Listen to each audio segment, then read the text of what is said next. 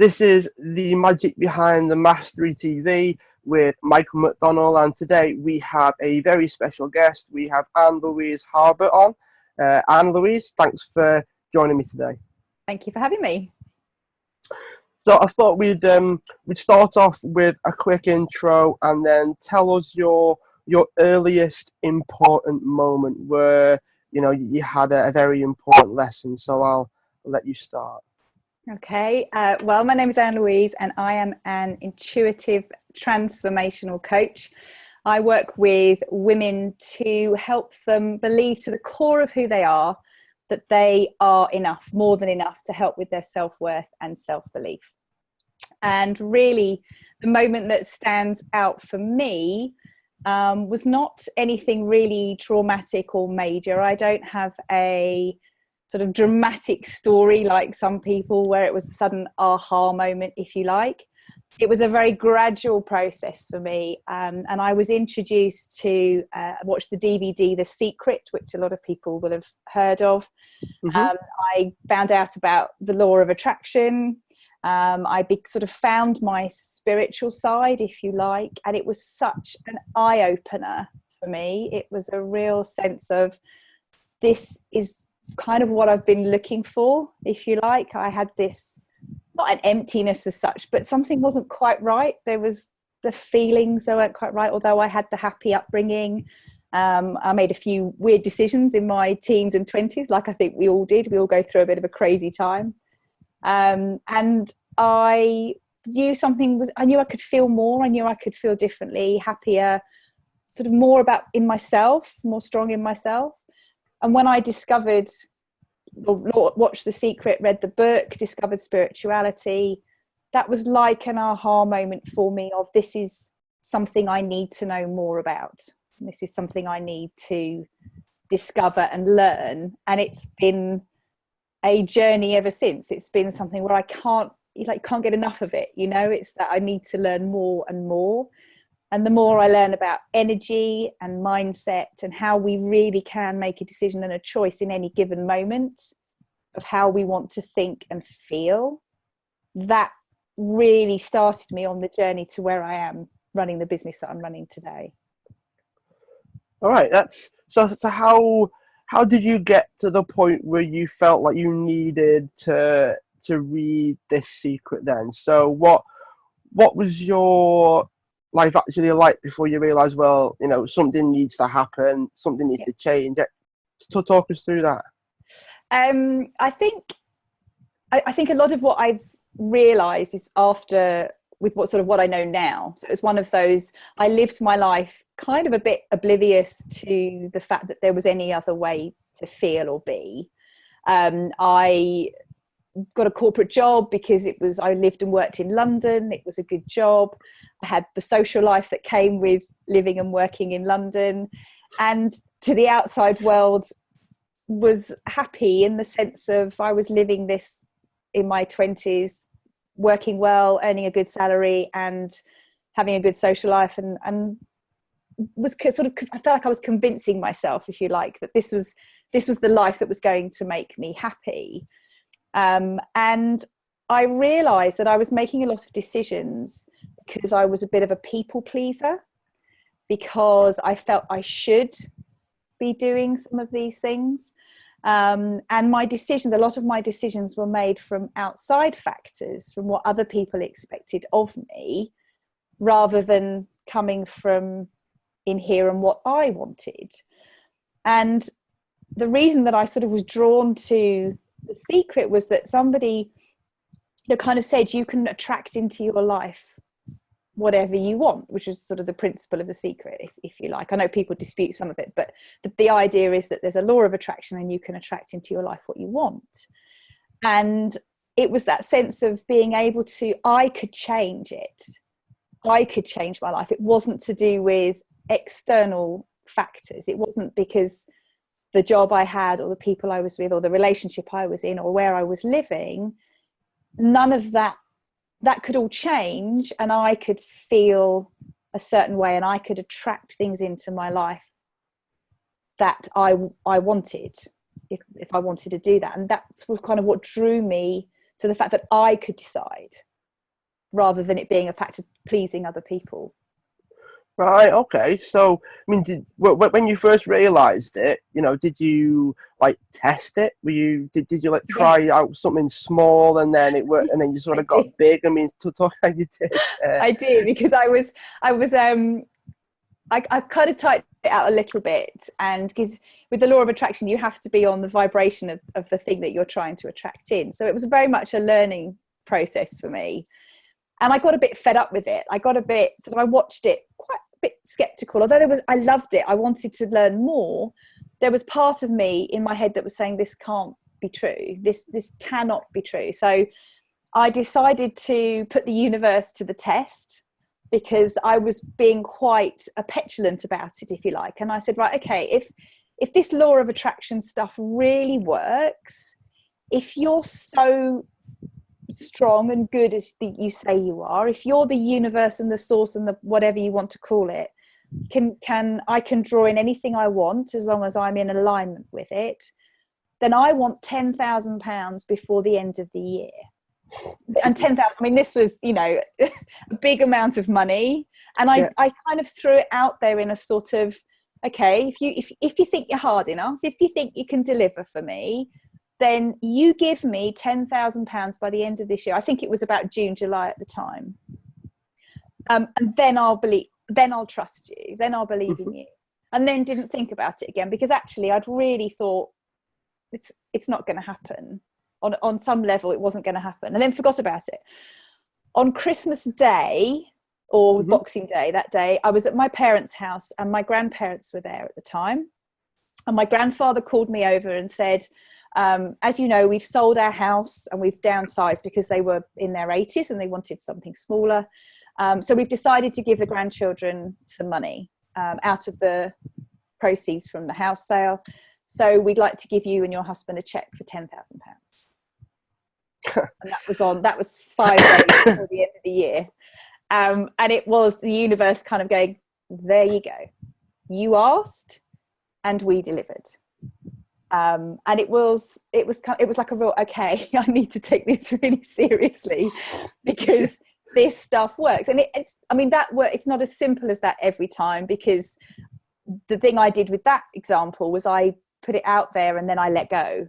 I didn't overthink it, because I actually chucked it out there and thought, okay, we'll just see how this stuff really works. And it did, obviously, within about 5 days of the end of the year. And it was kind of like, wow, this is something that I want to learn more about. And it wasn't just, the money I used at the time, but actually it's how you want to feel. It's how you want to be. It's the lifestyle you want to create. It doesn't have to be a specific amount of money that you're attracting in.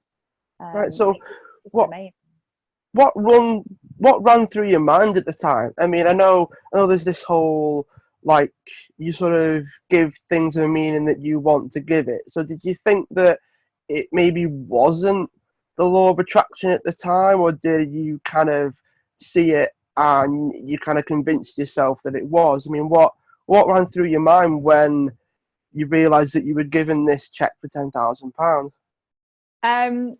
I think it was initially it was like, okay, it was shock. It was, I put this amount out by this date and it's been delivered. It was a real like, wow.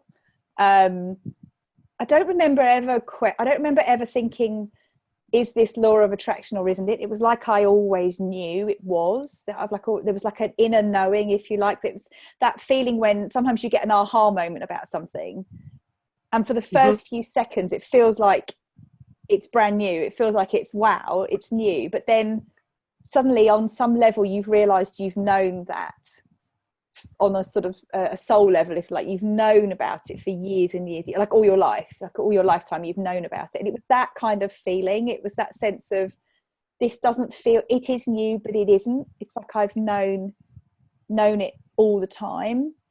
And right. It was always, it just was, it was just, this is the law of attraction at work. This is the universe delivering on something that I'd asked for. And there was no doubt or question. I'd never really had that feeling. Right. Just like, this is what I need to know. And they wanted to, it's like the universe wanted to show me so that I would then explore more, because I use, you know, a lot of the mindset work I do with my clients. So it's kind of was something I had to learn and go through first. Right, because obviously it's the same sort of thing with religions as well, is that they'll see something and they automatically think that it relates to their religion, that sort of things, Yeah. which is fine. I mean, you know, I'm not religious personally, but I do know people that are, and it's just the meaning that you give something, isn't it? At the end of the day, is what things mean to you. And I'm a big believer in, like, there's no real such thing as absolute truth. Like, everyone's gonna see the same thing differently all the time, and we're all gonna act what and do what we think is right at that time. So what did you take from that? I mean, when it happened, when you got the £10,000 and you went, oh, okay, this is actually happening. What did that cause you to think and do as a result of that? It certainly opened me up to wanting to learn more. I went and spoke to a couple of people that I knew who had been already were further down their spiritual journey, to see what they had to say, to learn a bit more, sort of reading books and looking at things online that were to do with The Secret and other books, and just exploring, taking it a bit further. And there was quite a rush of realization on my part about a few things. But then there was also this sort of sense of stopping. There was a sense of there's only so much you kind of want to take on board in one go, because we are living a human existence as well. So there is a sort of the reality. And I think you're right. Like you said, it's everybody's perception of what works for them. And I think there was a feeling that this was my truth and this was what was going to work for me. And it felt right. You know, like I say, I'm an intuitive coach, so I go very much with my intuition, and it felt right for me. So it was something I wanted to explore further. So it was a very gradual, over years of learning and growing, rather than, you know, that initial, obviously that moment was a real wow, this is something, you know, I kind of threw it out there and this has happened. But actually the process for me was very gradual Right. of reading things and talking to people, learning more about meditation, learning more about affirmations, journaling, all things like that worked for me. And I'm like you, I think it's very much finding those things that are your truth, or that work for you, and the things that you're drawn to. And I really just followed the next thing that I was drawn to, that felt right for me. Right. So what would you say was the next thing then? So you did the £10,000. You've obviously you kind of brushed that off as let's see if this actually is what it says it is. Yeah. Did you do anything after that? So obviously this is kind of almost like, I wouldn't say destiny or fate, but like you kind of look back and go, oh, that was why this happened. Are there any other moments like that you engineered? So not things where you look back and go, if I hadn't done that, then this would have happened, but things that you consciously said, I want to go for this, and then it kind of happened by itself almost. I think there've been several. I mean, that was the biggest. Well, that's kind of the one that stands out, probably because it was the first, and I really kind of went for the, you know, let's really put you to the test, because I had, at the time, we were actually in a lot of debt financially, so it was a massive, to have suddenly that sort of money appear would have been like an impossible. I kind of went for what I felt at the time was impossible. And I think, yes, I'm always putting out the thoughts to create what I want to bring in. I'm using my mindset and my energy and vibration to bring things in all the time. And it was such a gradual journey. There was a sense of learning something, and then like a meditation, for example, learning meditation and how that works, and then looking at affirmations and reading books. I don't remember a real big sense of, there was another time when it was just as dramatic. it's been a real process of taking myself out of corporate jobs and starting my own business, creating the lifestyle for my family that we wanted to create around properties. Wanted to be mortgage, we want to try and get mortgage free. So all those kind of things were all started as that process of, right, let's put it out there. It wasn't quite as, I think, because it was a new thing, it felt very dramatic and very sudden, and I don't think there's any more examples like that, but it is something that I've constantly using in all my life. It kind of becomes habit, if you like. Once that's there in your mind, then that's how I then live my life from that place of thinking, right, what do I want to bring in, what do I want to create, whether it's professionally or personally or whatever part of my life it is. Then I always have that sense of, okay, let's put that energy out there and let's see what we can bring in. Right, awesome. Well, it seems, I mean, because obviously I know a fair amount about the law of attraction myself, but let's just, in say a minute or less, are you able to tell some of the viewers what the law of attraction is in a nutshell, as a way of bringing people up to speed? Yeah. In a nutshell, it is that we're all energy. So we are all energy. We are always vibrating an energy at any given moment. So the energy that you put out to the universe, so if you're on what we call like a high vibration, if you're feeling happy and joyful and you're putting out an abundant energy, as for example, then that is the energy that you're going to attract back from the universe. So putting it very simply, I think it's Louise Hay, I think, uses this as an example when she's talking about the law of attraction. And she says, start off thinking about traffic lights. So you're driving along and you want the traffic light to go from red to green.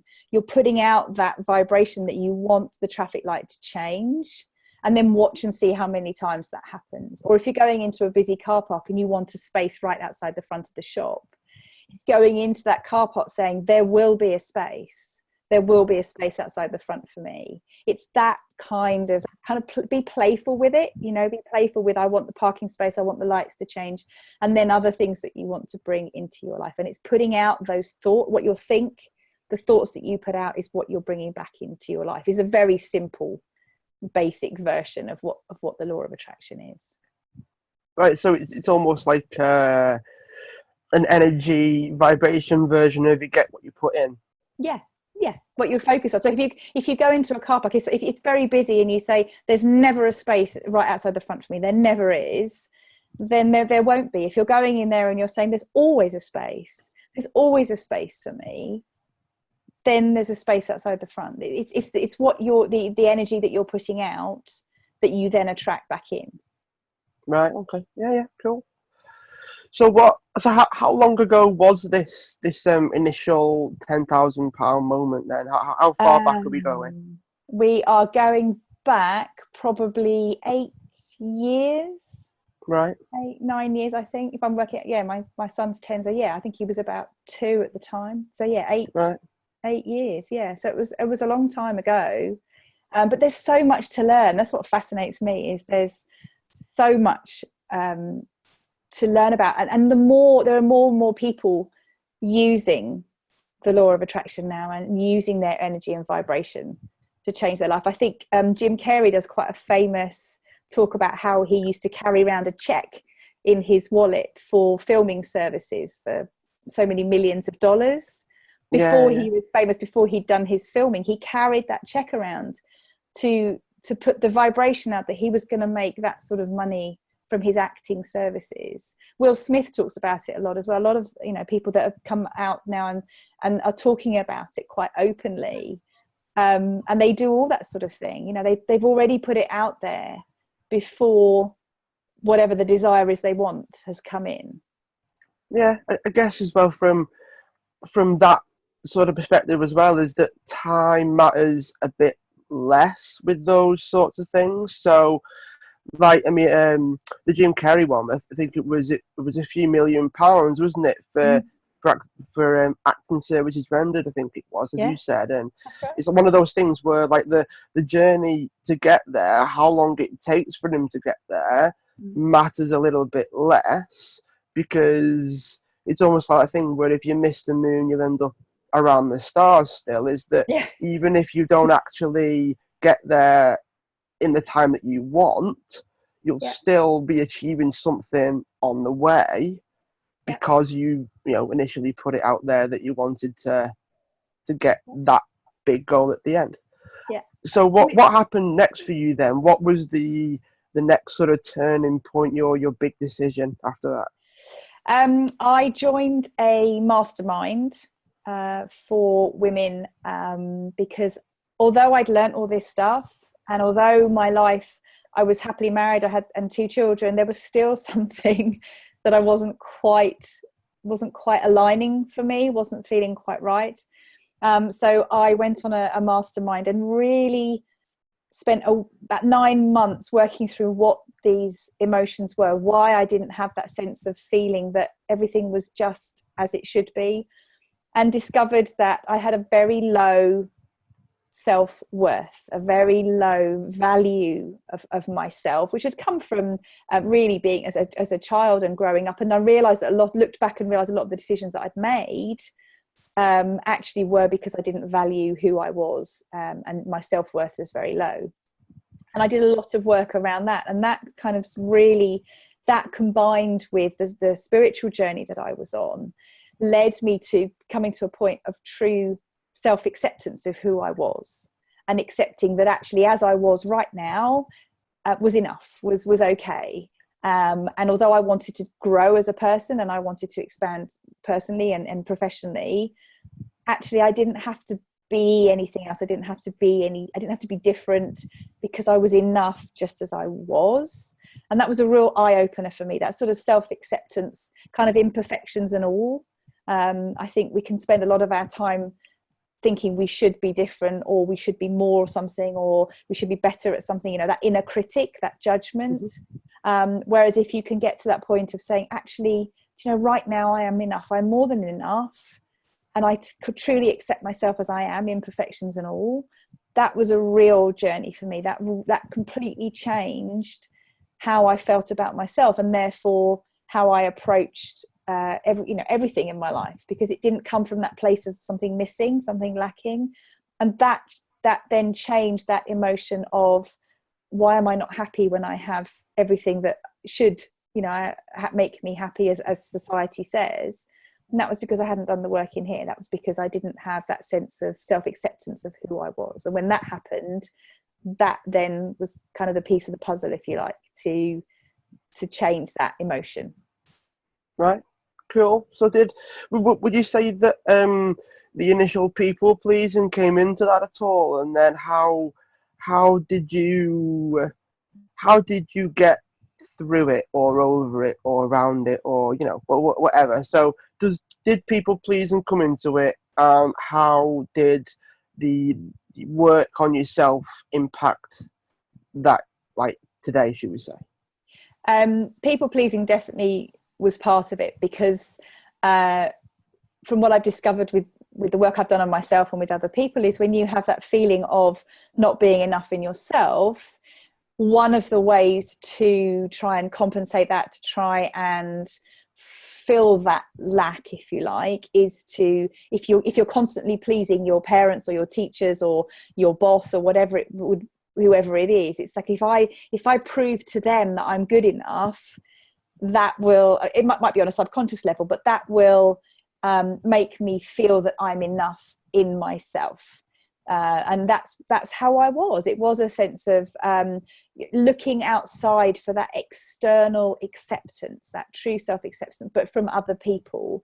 And I used to work ridiculous hours in my job. It was like if I work really, really hard, then my boss will think I'm good enough. If I do this, then my friends will think I'm good enough. It all came from an external place, rather than actually, if I think I'm good enough in here, then it's not that it doesn't matter what other people think, but I'm not constantly trying to fill this void, if you like, this feeling that I want to change within, with getting acceptance from other people, because actually the truth for me was the fact that it didn't matter how accepted I was by other people, it was never going to feel that emotion until I did the work within. So it was a constant people pleasing, and how it's affected me today is that I don't have that sense of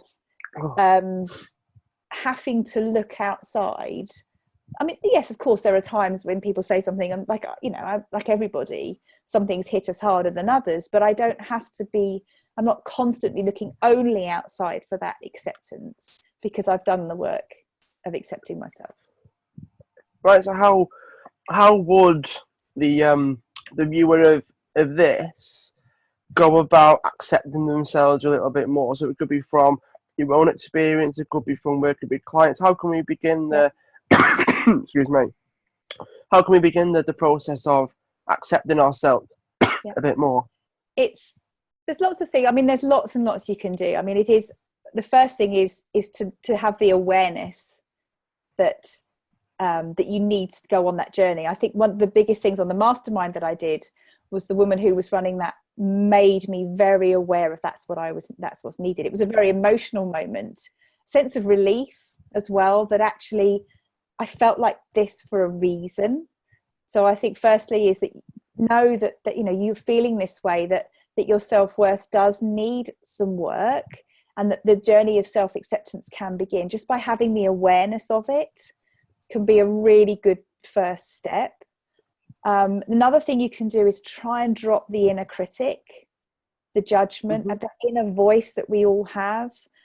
We often talk to ourselves in a way that we would never ever talk to other people. We're very, very critical, especially if you need to do this journey of self-acceptance. Is that perhaps you're a perfectionist, perhaps because you're trying to show the world how good you are because you want to be accepted. You have very, very high standards, and those standards are often impossible to reach. So you're always playing this sort of game of putting yourself on a really high standard up here, and yet then criticizing yourself and judging yourself because actually it's impossible to reach. So this inner critic, it's like a bit of a wheel, you know, this catch-22. If you've set the standard so high that you need to get to, but you'll never actually get there because it's too high, and then you criticize yourself because you're not good enough, and you end up on this sort of cycle. So it's to drop that inner critic and drop that judgment. Another thing is to bring that level down a little bit. You know, drop a bit of that perfectionism. You don't have to have everything perfect every time. We are only human. We have imperfections, and accept all of those. Accept everything about yourself that isn't perfect is okay. It's okay. For me, affirmations, journaling, meditation, those sort of things really helped with my mindset work. Just having that time of stillness where you can sort of come out of your head, come out of that busyness, that self-critic in your head, and just be more relaxed and be sort of in your heart space. If you sit with your eyes closed, just breathing really slowly, really deeply, and try and come out of what's going on in here and think what's more in here, what you want. Because the chances are, if you've been going through that process of people pleasing, you haven't been listening to what's in here. You've been doing what other people expect of you.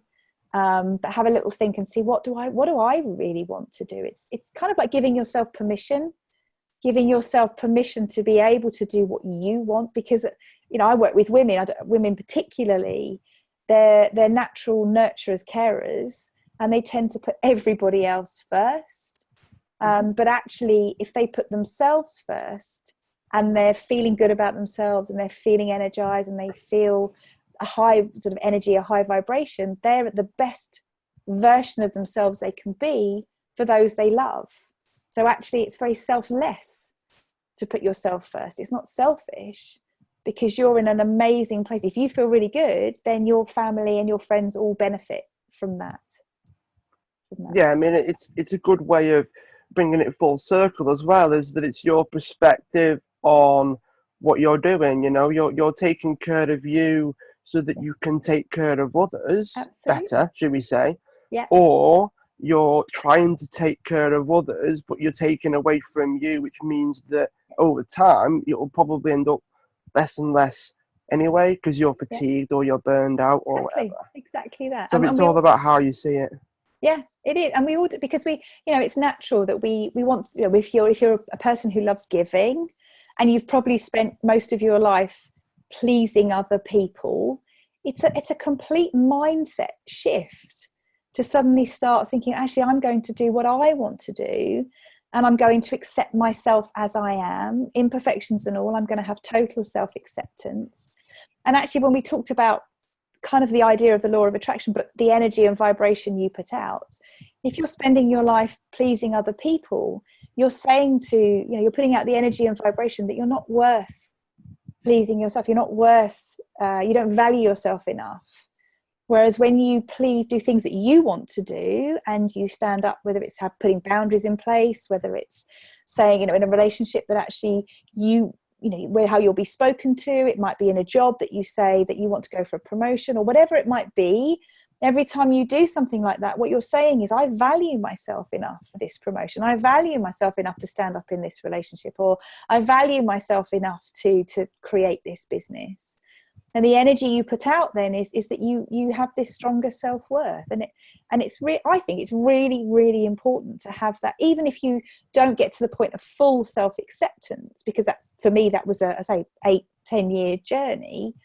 Even if you just start with a few things each day where you say yes to yourself, whether it's buying a magazine in a shop, whether it's putting on your favorite clothes, whether it's having order, I don't know, say if you like prosecco or champagne, you order that rather than your usual glass of wine, something where you feel like you're treating yourself. Those small steps are a really good start to building that self-worth. Sounds like the mastermind you went on really helped. Massively. It was a life-changing for me, because it what I hadn't realized was that the thing I needed to work on was the self-love and the self-worth.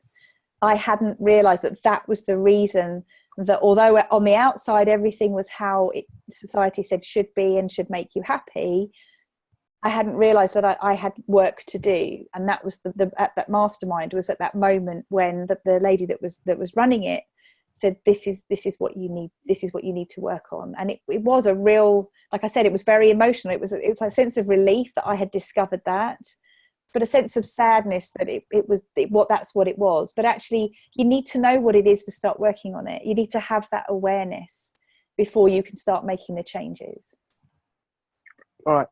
Awesome. Well, for everyone at home then, if you could boil everything down to say 3 lessons that you've learned over the 8 years. Yeah. Right. So I remember it's 8 years. If you could boil everything down to 3 big important lessons, what would they be? So if you need some time to think, I'll give you some time to think. 3 things. Well, the first one that definitely is to drop the critic and the judgment. That's my biggest lesson. I used to beat myself up mentally a lot, daily, like nothing was good enough. So one of the biggest lessons for me was to drop that inner critic. And she still appears sometimes. Don't get me wrong, she's not completely disappeared, but she doesn't talk. I don't listen to her anymore. So that was my big, sort of the biggest thing that really changed how I felt about myself. The second thing is to say yes to yourself, is to do things for you, whether that's, like I say, just buying your favorite magazine or treating yourself to your favorite food, whatever it is, little things like that. When you say yes to something that makes you feel good, changes your vibration and your energy, puts you on that level. When you feel good about yourself, you are more creative, you do better in your work life, you perform better. If you when you meet someone and they're feeling really energized and high vibration and they got like a buzz about them, that comes when you do those things that make yourself feel good. So do those daily, something day. It doesn't have to be a big thing, but do it every day. And the third thing really for me was going back to doing things daily, is the daily practices, is the meditating, the journaling, the affirmations, to keep your mindset in that place. It's like, isn't it, if you can't go to the gym once and then that's it, I'm done, I've got the perfect figure or strength that I wanted. It's like a muscle that you need to keep working on. So you need to do those daily. I mean, for me, it's journaling, affirmations and meditation. For other people, it might be going for a walk or going by the sea, or whatever it is that clears your head and helps you with that mindset work, is to have those daily practices. All right. Well, just thanks for being a guest there, Anne-Louise. Do you have anything that you would like to share with everybody? You know, how would you like people to contact you or find out more about what you do? Yeah, well, I've got a couple of things. I have got a free email series which really starts you on your journey of self-acceptance.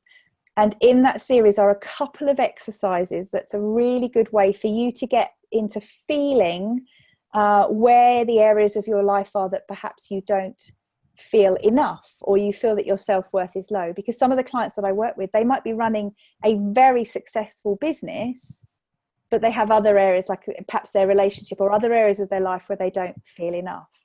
So if we can put the link somewhere to that, then that would be great, because that would be a way for people just to get a feel of, if they're at the beginning of this journey, just a feeling of how they can start this process of self-acceptance and find out which areas of their life they need to work on. Like I said, about having that awareness. And then if you could pop a link to my website as well, that would be great. And then people can contact me that way. That would be amazing. Yeah, sure. That's great. Well, lovely. There was definitely a lot of things that we talked about there, a lot of things that you went into. I think there's a lot of things that people can definitely take away. And I will, if you send me the links, I'll put those in the video, in the details for the video. All right, Anne-Louise. Brilliant. So, thank you very much. Not a problem. Hopefully I'll speak to you soon. Okay, take care.